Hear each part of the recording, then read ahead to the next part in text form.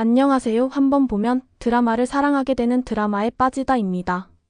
화려한 날들 15회 예고 지금부터 시작합니다. 이지혁은 요즘 이상했습니다. 늘 함께 일하던 지은호였지만 어느 순간부터 그녀의 작은 행동 하나하나가 눈에 밟히기 시작했습니다.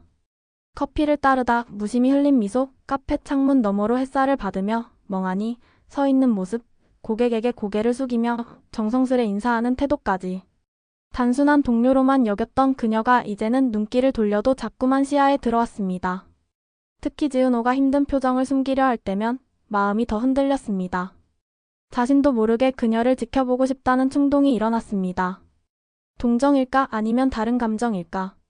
명확한 답을 내릴 수는 없었지만 확실한 건 그 감정이 점점 깊어지고 있다는 사실이었습니다. 스스로는 부정하면서도 어느새 지은호가 카페 문을 닫고 나가는 시간에 맞춰 발걸음을 늦추고 그녀가 혼자 집으로 향할 때면 은근히 멀찍이 따라가곤 했습니다. 혹시라도 위험한 일이 생기지 않을까 걱정되는 마음 때문이라고 스스로 합리화했지만 그것만은 아니란 걸 그는 이미 알고 있었습니다. 그날도 마찬가지였습니다. 카페를 정리하던 지은호의 얼굴에는 평소와 다른 긴장감이 어려 있었습니다. 앞치마 끈을 괜히 만지작거리고 시계를 여러 번 확인하는 모습은 뭔가 감추는 듯 보였습니다.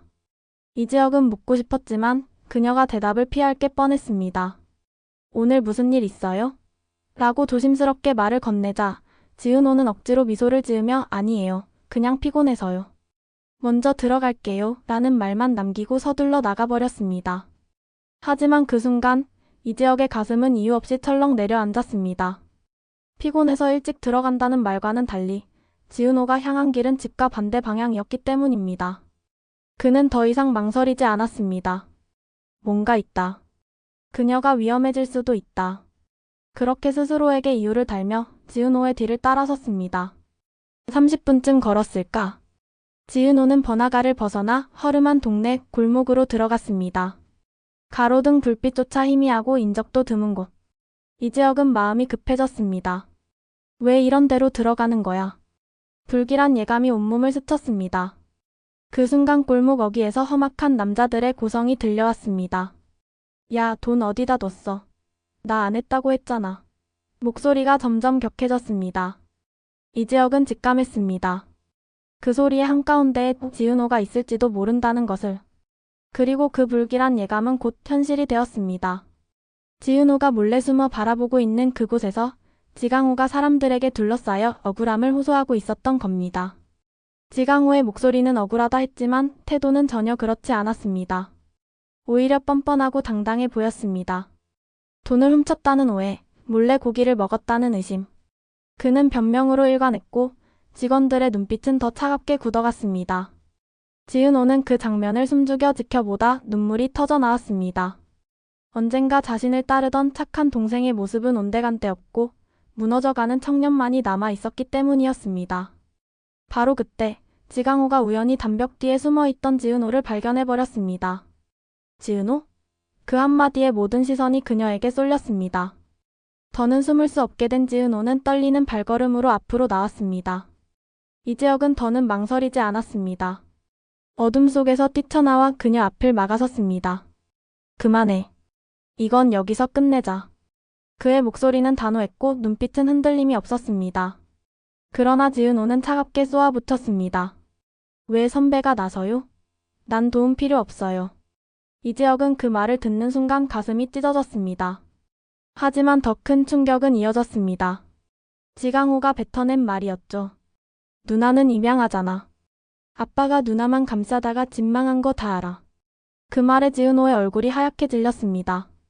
세상이 무너지는 듯한 순간이었습니다. 이지혁은 그 충격 속에서도 지은호를 단단히 잡아주었습니다. 괜찮아요. 믿을 건 없어도 그래도 난 당신 편이에요. 그 한마디가 지은호의 붕괴된 마음을 붙잡았고 동시에 그녀에게도 알 수 없는 새로운 감정을 일으켰습니다.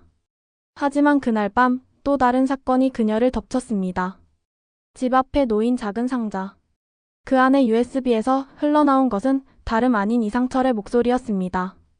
지은호를 지켜야 해. 하지만 진실을 알게 되면 다 끝날 거야. 고성이, 네가 왜 그 아이를 숨기려 했는지 나는 알고 있어. 메시지는 도중에 끊겼고 아버지라고 믿어왔던 사람의 고백이 담긴 블랙박스 녹음 파일. 그러나 문장은 도중에 끊겼고 끝맺지 못한 진실만 덩그러니 남았습니다. 지켜야 해라는 말은 보호의 의미였을까? 아니면 은폐의 의미였을까? 그 순간 지은호는 몸이 떨렸습니다. 만약 자신이 정말 고성희의 딸이라면 정순이는 왜 지금까지 그 사실을 숨겼던 걸까? 그리고 이상철은 왜 마지막까지 진실을 드러내지 못했을까? 선배, 이제 뭘 믿어야 할지 모르겠어요. 이지혁은 흔들림 없는 눈빛으로 대답했습니다. 믿지 않아도 돼. 나는 끝까지 너 편이니까. 그 순간 두 사람의 관계는 더 이상 단순한 동료가 아니게 되었습니다. 그러나 이 모습을 몰래 지켜본 사람이 있었습니다. 박성재. 그는 질투와 분노를 삼키며 속으로 중얼거렸습니다. 왜 항상 지은호 곁에는 이지혁이냐? 그는 자신이 아무리 곁에 있어도 지은호가 이지혁에게 기대는 모습을 더 이상 견디기 힘들었습니다. 그의 질투는 점점 분노로 변했고 이 감정은 가까운 시일 내 폭발할 불씨처럼 자라났습니다. 한편 고성희는 이미 움직이고 있었습니다. 이상철의 목소리가 담긴 USB가 지은호 손에 들어갔다는 사실을 알게 된 순간 그녀는 밤늦게까지 누군가와 통화를 이어갔습니다. 그 파일은 반드시 회수해야 해. 진실이 드러나는 순간 모든 게 무너져. 그녀의 목소리에는 두려움이 아닌 차갑고 단단한 결심이 깔려 있었습니다. 한편 지강호는 사건 이후 가게에서 철저히 고립되었습니다. 직원들은 대놓고 무시했고 손님들조차 수군거렸습니다. 저 집 아들이라며? 돈 훔쳤다던데.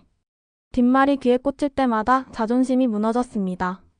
억울함과 분노가 뒤엉켜 어머니 정순이까지 원망하게 되었고 결국 그의 눈빛은 점점 더 어두워졌습니다. 밤이 깊어지자 모든 갈등은 더 복잡하게 얽혀갔습니다. 지은호의 출생 비밀을 둘러싼 USB 녹음 파일, 지강호의 나락으로 떨어지는 삶, 박성재의 질투, 고성희의 은폐 시도, 그리고 점점 서로에게 끌려가는 이지혁과 지은호. 또 다시 익명의 메시지가 지은호의 휴대폰에 도착했습니다. 진실을 알면 너는 내 가족을 더는 사랑할 수 없을 거다. 발신자는 없었습니다. 그 짧은 문장 하나가 앞으로 다가올 파국의 전조가 되었습니다. 오늘 이야기가 즐거우셨다면 구독과 좋아요 꾹 눌러주시면 감사하겠습니다. 그럼 다음 회차 때 찾아뵙겠습니다. 안녕.